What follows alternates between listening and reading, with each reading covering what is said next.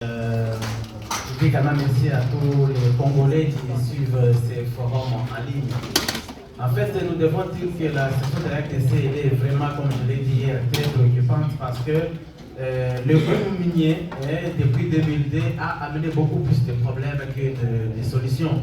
C'est notamment les communautés locales qui sont devenues plus pauvres qu'avant. Pourquoi? Parce qu'il y a énormément de cas de pollution de leur environnement, il y a la destruction de leurs moyens de subsistance, des sols qui sont pollués, des eaux polluées, des maisons détruites et tout. Vraiment, les services sociaux de base n'existaient plus.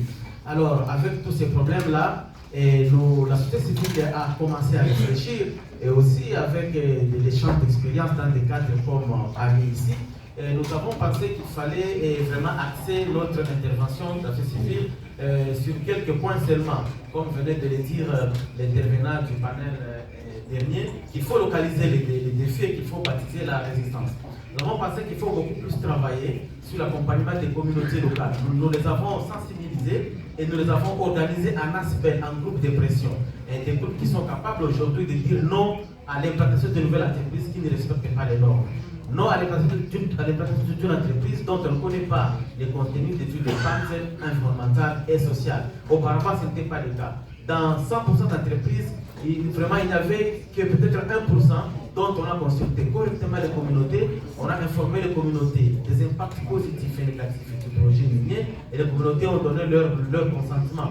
Et là, vous constatez qu'il y a quelques autochtones qui ont gagné de l'emploi dans l'entreprise, et il y a quand même la contribution au développement local, notamment la construction des infrastructures de base dans la communauté. Mais dans 99% des cas, on n'a pas rencontré vraiment cette satisfaction. Voilà pourquoi nous nous sommes dit qu'il faut mobiliser les communautés, il faut les organiser en groupes de pression, des groupes qui peuvent dire non, on ne veut pas cette entreprise. Pourquoi? Parce que nous ne gagnons rien. Nous sommes dit également qu'il faut tenter d'accompagner les communautés en justice. Nous parlons par exemple du cas de Anvil Mining à Kilwa, depuis 2014, une entreprise qui avait contribué au massacre des populations civiles. Et nous avons accompagné cette communauté en justice.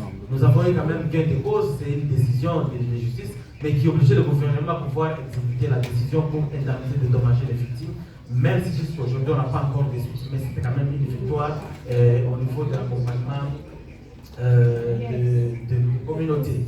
Alors, au-delà de ça, nous nous sommes dit qu'il faut travailler beaucoup plus sur la révision du cadre légal. Parce que, particulièrement en RDC, nous avions un code de 2002 dont la contribution au développement local des entreprises était volontaire. Et là, on n'a pas eu vraiment de succès. Parce que toutes les entreprises ne pouvaient pas en fait contribuer au développement local, notamment par la construction des infrastructures, la création des emplois, ainsi de suite. Mais 10 ans après, nous sommes dit qu'il faut vraiment nous battre pour que nous puissions rendre cela obligatoire. Et nous avons contribué, réfléchi, poussé la révision du code minier.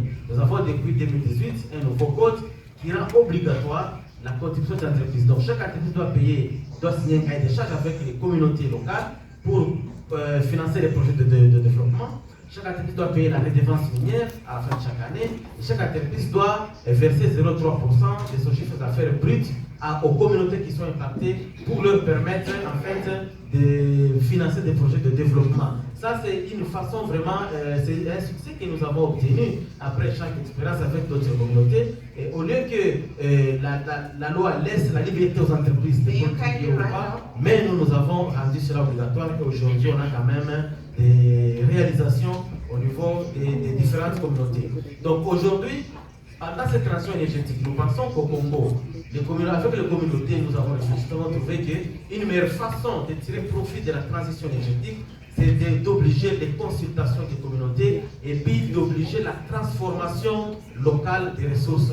Et là, ça permettrait de créer des emplois et de donner d'autres opportunités. Voilà ce que je peux dire en bref pour nos communautés en République démocratique du Congo.